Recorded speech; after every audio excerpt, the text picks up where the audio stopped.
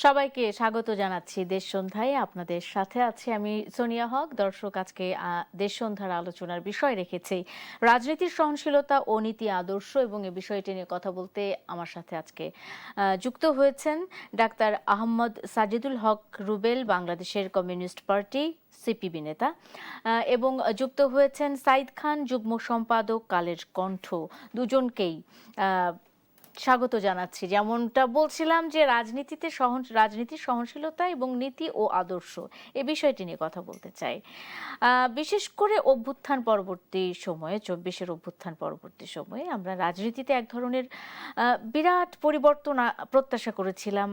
নীতি আদর্শগত, গুণগত, এবং সহনশীল রাজনীতি হবে, সহিষ্ণু রাজনীতিবিদরা হবেন, এমনটাই প্রত্যাশা করেছিলাম। আহমদ সাজিদুল হক রুবেল, আপনাকে দিয়ে আলোচনাটা শুরু করতে চাই। রাষ্ট্র ব্যবস্থায় ক্ষমতার পালাবদল হয়েছে, পরিবর্তনটা হয়েছে কিনা আপনার কি মনে হয়? ধন্যবাদ। ক্ষমতার পালাবদল হয়েছে, গেল 2 বছরে তো দুবার।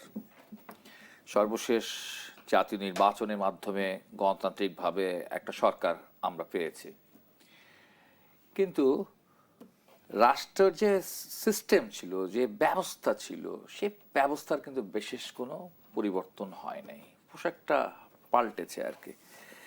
এখন এই যে রাজনীতির যে সহনশীলতার কথা যদি বলেন, তখন আমাদের কাছে মানে কোড অফ কন্ডাক্ট, পলিটিক্সের কোড অফ কন্ডাক্ট নেই। আমরা যখন ছাত্র জীবনে আমরা স্কুলে পড়তেই দেখেছি যে 3 জোটের রূপরেখার মধ্যে কিন্তু এই আচরণ বিধির একটা খুব গুরুত্বপূর্ণ বিষয় ছিল আর কি। সেটা রাজনৈতিক দলগুলো, আমাদের দল বা আমাদের সেই সময়কার জোট এবং 3 জোট, সবাই এটা মেনে নেয়। কিন্তু যখন হচ্ছে চর্চার বিষয় থাকে, যখন প্রয়োগ করবার ব্যাপার থাকে, তখন হচ্ছে বেমালুম ভুলে যাওয়া হয়। বিশেষ করে বেমালুম তারাই ভুলে যারা আসলে ক্ষমতায় চলে যান আর কি। ঠিক আছে, তারা হচ্ছে পুরোপুরি ভুলে যায় আর কি। হ্যাঁ, পুরোপুরি তাদের মেমোরিটা মনে হচ্ছে ওই যে আমাদের ইউনুস বলেছিলেন না, আমেরিকার মাটিতে গিয়ে ইন্টারিম গভর্নমেন্টের প্রধান, যে রিসেট বাটন পুশ করে দিয়েছে নতুন প্রজন্ম। তো আমাদের মনে হয় ক্ষমতা গেলে সবাই অনেক কিছুতেই রিসেট বাটন পুশ করে ফেলে। তখন নীতির কথা, তখন আদর্শের কথা, তখন স্বপ্নের কথা, তখন প্রতিশ্রুতির কথা, এই সবগুলোই কথার কথা হয়ে যায় আর কি। তো এইটা হচ্ছে আমরা দেখে এসেছি, যুগ যুগ ধরে আমরা দেখেই আসতেছি এরকম আর কি। শুধু আমাদের দেশে না, পৃথিবীর অনেক দেশেই, নানা দেশেই হচ্ছে এরকম হচ্ছে ঘটনা আমরা দেখি আর কি। এখন প্রশ্ন হচ্ছে বাংলাদেশের এটা হচ্ছে এই যে বারবার একই ঘটনার পুনরাবৃত্তি ঘটে আর কি। হ্যাঁ, এটার কি হচ্ছে গিয়ে পরিবর্তন ঘটবে বা কিনা, বা ঘটছে কিনা, ইতিমধ্যে আমরা এটা দেখতে পাচ্ছি কিনা। কিছু ছোটখাটো জিনিসপত্র চোখে পড়েছে, খুব সিগনিফিকেন্টও চোখে পড়েছে। যেমন আমার কাছে খুব একটা জিনিস বেশ মজাই লেগেছে তখন, যে ধরেন হচ্ছে আজকের মাননীয় প্রধানমন্ত্রী তখন বলছেন যে একটি রাজনৈতিক দল জান্নাতের টিকিট বিক্রি করছে, জান্নাতকে বিক্রি করে তারা ভেস্তে যেতে চেষ্টা করছে। এই যে একটি রাজনৈতিক দল শব্দটা উচ্চারণ করলেন, বা তিনি আরেকজন রাজনৈতিক দলটির নাম নিলেন না, নাম নিলেন না। মানে মানে আমাদের দেশে রাজনীতিতে। যেমন আছে না, খুব মানে একটা বাচ্চা ছেলে, হ্যাঁ, একটা বাচ্চা ছেলে দেখা গেল হচ্ছে সাইদ ভাইয়ের ছেলের সমান, সাইদ ভাইয়ের ছাত্রের সমান, সে সাইদ ভাই বলছে এই সাইদ খান তুই হচ্ছে এইভাবে করে আমাদের দেশে বাচ্চা ছেলেরাও কথা বলে আর কি। রাজনীতিতে কিন্তু সেখানে রাজনীতিতে এই যে উনি রাজনৈতিক নামটা, দলের নামটা নিলেন না, এটা কিন্তু একটা নতুন এবং একটা পজিটিভ অ্যাপ্রোচ ছিল। একটা অ্যাপ্রোচ ছিল রাজনীতিতে। এই যে শিষ্টাচারগত যে বিষয়গুলো রয়েছে, সেগুলো আমরা একটু একটু করে খেয়াল করছি। কিন্তু যে আপনি যে বললেন যে ক্ষমতায় যারা যায় তারা একেবারে মানে রিসেট বাটন টিপে দেয়, তারা অনেক কিছুই ভুলে যায় সে সময়টা। আহ, আহ, আমি আমি যতটুকু জানি, আমি কোনো দলের পক্ষ নিয়ে কথা বলছি না, আমি শুধু এটুকু বলতে চাই যে সরকার দল ক্ষমতায় আসার 2 মাস পূর্ণ হওয়ার আগেই যখন তাদের প্রতিশ্রুতি কিংবা নির্বাচনী ইশতেহারগুলো পূরণ করা শুরু করেছিল, বা করছে, বা করা হচ্ছে ধারাবাহিকভাবে, সেটিকে কি আসলে কোনো পরিবর্তন বলা যায় না, যে তাদের মানসিকতাতে কোনো ধরনের পরিবর্তন এসেছে? হ্যাঁ, এটা তো পরিবর্তন করার সুযোগ আছে। বেগম খালেদা জিয়াও 2001 সালে 100 দিনের কর্মসূচির কথা, সাইদ ভাইরা খুব ভালো মনে থাকবে আর কি। হ্যাঁ, 100 দিনের একটা কর্মসূচি ছিল, সেটাও অনেক দূর অগ্রসর করে নিয়ে গেছে। কিন্তু সমস্যা হচ্ছে কি, রাজনীতির আপনি যখন কমিটমেন্ট করতেছেন, তখন দেশের পলিটিক্যাল কন্ডিশন, তখনকার ইকোনমিক্যাল কন্ডিশন, সারা পৃথিবীর যে বৈশ্বিক পরিস্থিতি, সেটা একরকম ছিল। সেটা একরকম। হ্যাঁ, আমি ক্ষমতাকে খাল খনন করবো, এই করবো, সেই করবো, এটা একরকম জায়গা ছিল। কিন্তু ইলেকশন হতে হতে হতেই দেখা গেল যে দেশের এবং পৃথিবীর রাজনীতি, পৃথিবীর পরিস্থিতি পাল্টে গেল। তখন হচ্ছে আসলে আপনি ওই যে হেলথ কার্ড দিচ্ছেন, আপনি এটা দিচ্ছেন, ওটা দিচ্ছেন, সেটা তখন হচ্ছে গিয়ে আপনার মানুষের নজরে পড়বার চেয়ে তার যে ইমিডিয়েট যে ক্রাইসিস, আশু যে সংকটগুলো বা সমস্যাগুলোর মধ্য দিয়ে মানুষের জীবনযাপন করে দৈনন্দিনভাবে, তখন সেইটার আলোকেই আসলে সে তার সরকারকে দেখবার চেষ্টা করে।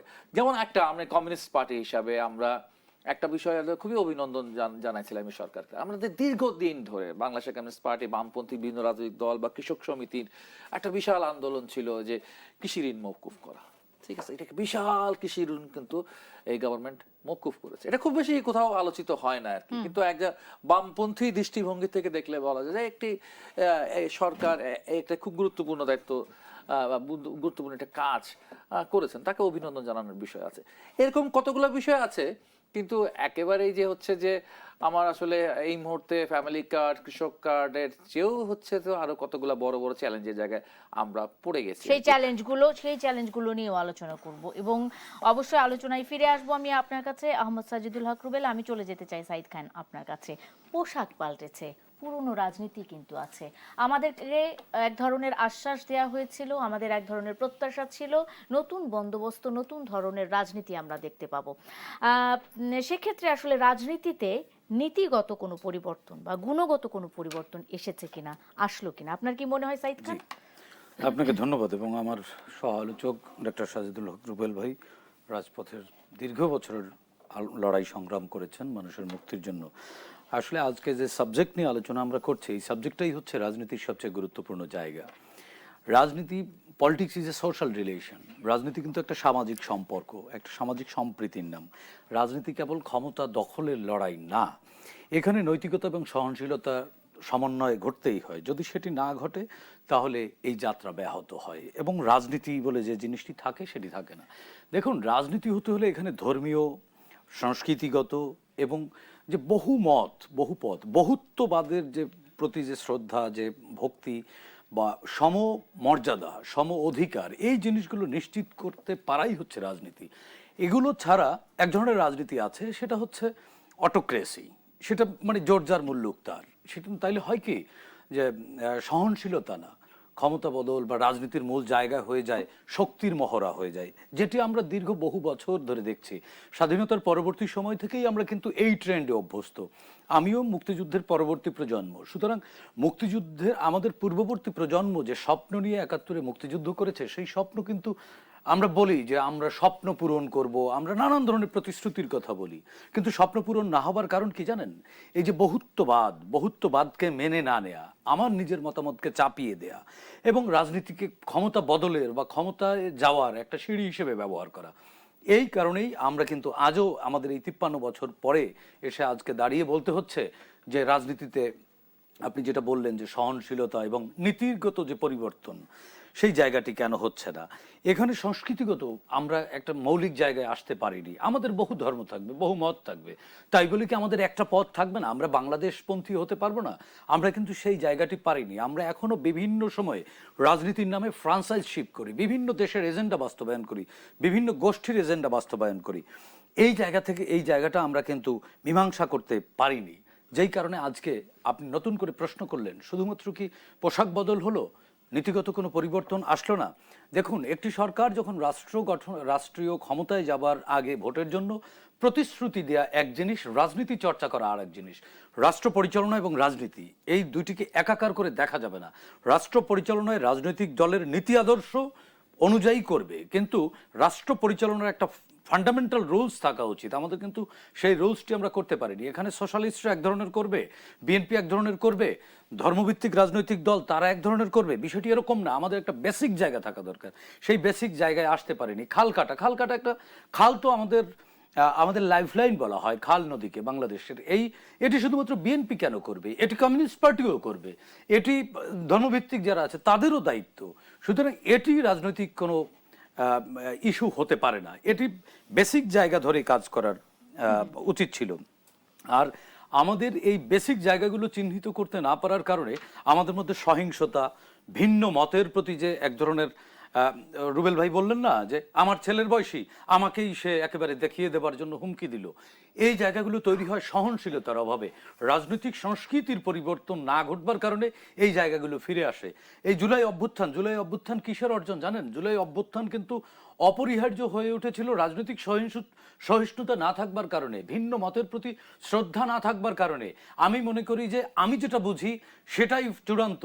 রুবেল ভাই কিছুই বোঝেন না। আসলে একটি উন্নত সিভিলাইজড রাষ্ট্রে রাজনীতি থাকে এবং তাদের ডেভেলপমেন্টটা কিন্তু তারা আলাদা করে দেখে। দেখেন, আমেরিকা যুদ্ধ করছে, আমরা তাদেরকে যুদ্ধবাজ বলছি, আমরা তাদের বেনিয়া শক্তি বলছি, তারা তাদের রাষ্ট্রীয় বিভিন্ন ইস্যুতে মীমাংসার প্রশ্নে কিন্তু ইউনিফাইড, বাট আমরা কিন্তু ইউনিফাইড হতে পারি না। আমরা তাদের সমালোচনা করি কিন্তু তাদের কাছ থেকে নেই না। তারা যে ইউনিটির যে জায়গাটা, ন্যাশনাল ইন্টারেস্টের জায়গায় তারা কিন্তু ইউনিফাইড। দেখুন পার্শ্ববর্তী রাষ্ট্র ভারত, তাদের ন্যাশনাল ইন্টারেস্টে তারা কিন্তু এক। কিন্তু আমাদের এখানে একজন মন্ত্রী বলবে রাস্তায় পানি হচ্ছে, বিগত মেগা প্রকল্পের নামে মেগা লুটপাট হয়েছে, ডেভেলপমেন্ট হয়নি, হরিণ লুট করেছে, যেই কারণে আজকে জলাবদ্ধতা। আসুন আমরা সবাই মিলে এই জলাবদ্ধতা দূর করি। সেটি না, আমাদের ক্ষমতাসীন দলের অনেকের বক্তব্য শুনলে মনে হয় কি যে দেশে কোনো সংকটই নাই।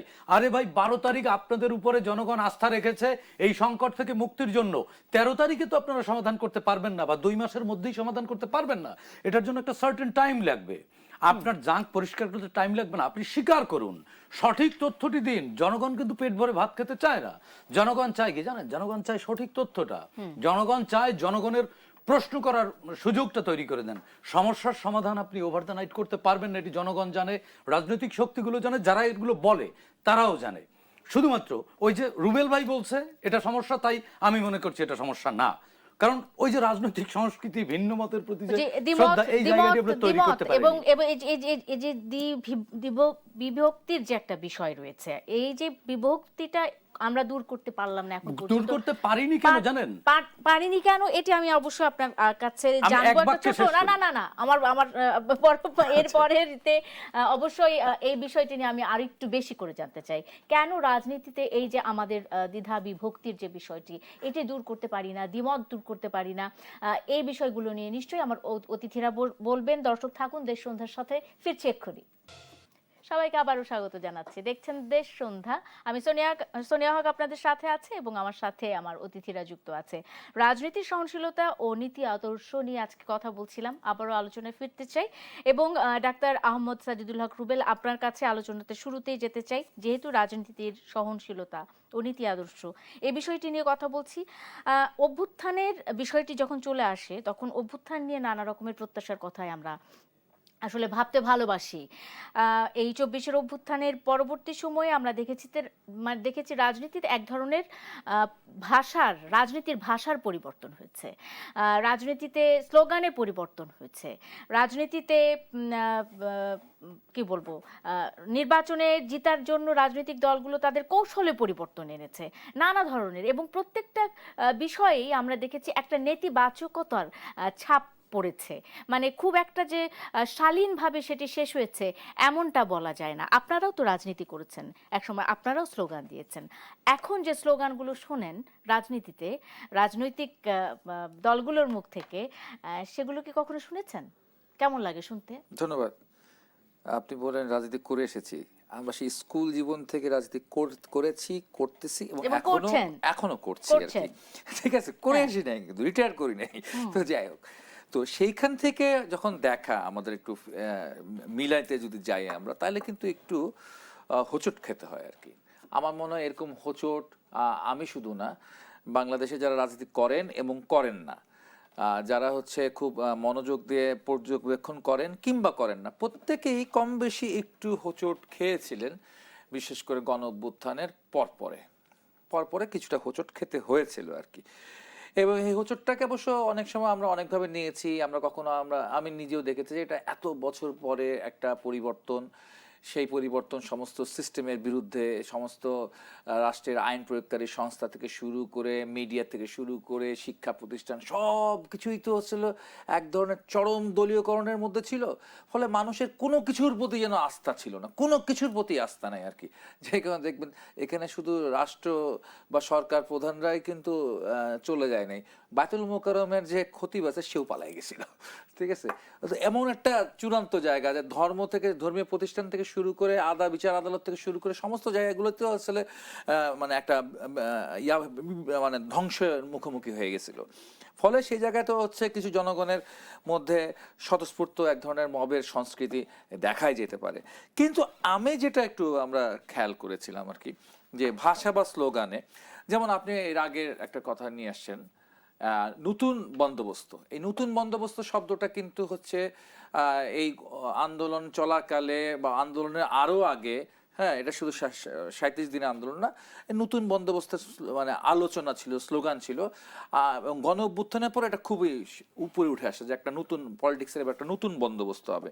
এটি যেমন একটি নতুন শব্দ হিসেবে আসছে। এই শব্দটা আগে যারা ফর্মাল পলিটিক্যাল পার্টি ছিল তারা কিন্তু সেভাবে উচ্চারণ করতেন না।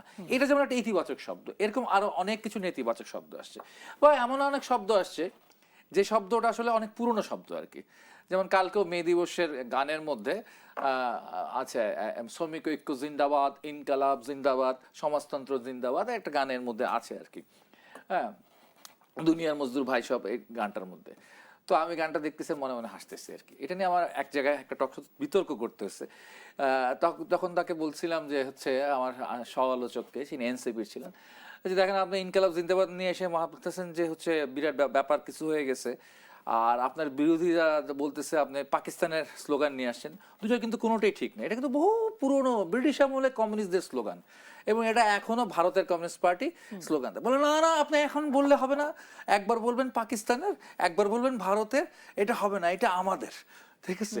আচ্ছা, এটা তাদের মানে তারা আসলে ইনকালাব জিন্দাবাদ এই স্লোগানের ইতিহাসটাই জানে না। মানে আমরা ভগৎ সিং এর এটাও তো আসলে দেখেছি যে তারা ইনকিলাব জিন্দাবাদ বলেই তারা স্লোগান দিচ্ছেন। হ্যাঁ, এখনো ভারতের এসএফআই বলেন, সিপিএম সিপিআই বলেন বা ফ্রন্ট বলেন, প্রত্যেকের স্লোগানের মধ্যে ইনকালাব জিন্দাবাদ স্লোগানটা রয়েই যায় আর কি। তো এরকম তারা মনে করছে যে এটা একটা নতুন স্লোগান, এটা একটা নতুন বন্দোবস্ত। অর্থাৎ নতুন বন্দোবস্ত জিনিসটা কি সেটা কিন্তু হচ্ছে গিয়ে আমরা কোনো কিছু ক্লিয়ার করি নাই। আপনি দেখবেন এই গণ অভ্যুত্থানের সবচেয়ে পজিটিভ এবং সবচেয়ে বিপজ্জনক দিক হচ্ছে এটা ঠিক ফর্মাল কোনো পলিটিক্যাল অ্যালায়েন্সের আন্ডারে এই গণ অভ্যুত্থান হয় না। গণ অভ্যুত্থানের ক্যারেক্টারটাই সবসময় 69 বলেন 90 বলেন, ক্যারেক্টারটা সবসময় স্পন্টেনিয়াস। এটা খুব প্ল্যান প্রোগ্রাম কইরা পার্টি ডিসিশন নিয়ে এটা হয় না। এখানে একটা স্পন্টেনিটি থাকে, একটা পাবলিকের একটা স্পন্টেনিটি থাকে, একটা স্বতঃস্ফূর্ত থাকে। আর এইবারে যেটা ছিল সেটা হচ্ছে যে এটা মানে অ্যাবসলুট একটা স্পন্টেনিটি এটার ভিতরে ছিল এই গণঅভ্যুত্থানে।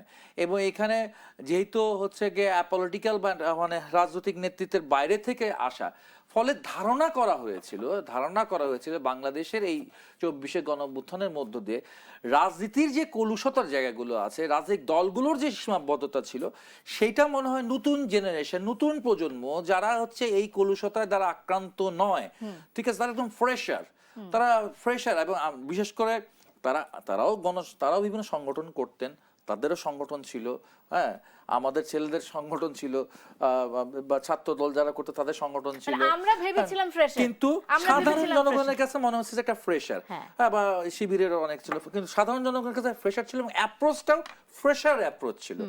সেই ফ্রেশার অ্যাপ্রোচের কারণে কিন্তু প্রত্যাশার জায়গাটা আকাশচুম্বী হয়ে গেছিল। হ্যাঁ, ইয়েস, এইবার হয়তো রাজনীতির আপনার হচ্ছে গিয়ে কালচারটা চেঞ্জ হয়ে যাবে, এইবার হয়তো এটা নীতি বা আদর্শের জায়গাটা একটা শক্তিশালী একটা ভালো জায়গা চলে যাবে। কিন্তু সেই জায়গায় হচ্ছে আমাদের হতাশার জায়গাটা বা হোঁচটটা খেতে হলো। সেই হোঁচট থেকে একটু উঠে দাঁড়াই। এই যে রাজনীতিতে দ্বিধা বিভক্তি দূর করতে পারছি না আমরা, মানে এটা কি শুধুই বিরোধিতার জন্যই বিরোধিতা করছি, নাকি এটা কোনো কৌশল, নাকি এটা কোনো একটা উপায় বা সমাধান এনে দিতে পারে বলে মনে হয়? আমি আমার সহ-আলোচক রুবেল ভাইয়ের একটি শব্দ ধরেই আলোচনা শুরু করতে চাই। তিনি বলছেন যে রাজনীতিতে সীমাবদ্ধতা ছিল।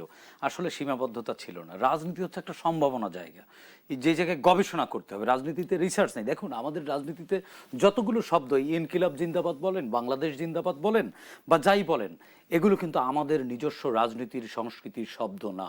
এগুলো সব ধার করা, বিভিন্ন জায়গা থেকে ধার করে কনসেপ্ট এনে আমরা রাজনীতি চর্চা করি। আমরা নিজেদের রাজনীতি তৈরি করতে পারিনি। 71 সালেও আমাদের একটি রাজনীতি তৈরি হওয়ার সম্ভাবনা ছিল, সেই সম্ভাবনা হাতছাড়া হয়ে যাবার কারণেই কিন্তু 24 প্রাসঙ্গিক হয়েছে।